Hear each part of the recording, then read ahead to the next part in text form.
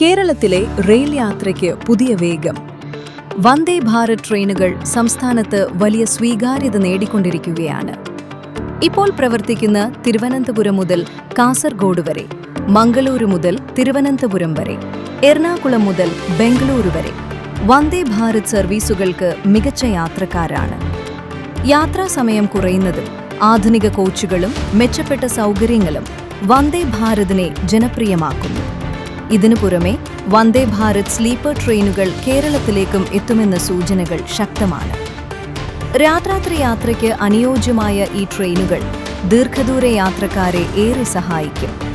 Substation നവീകരണവും railway അടിസ്ഥാന സൗകര്യമിക്കുകയാണ്.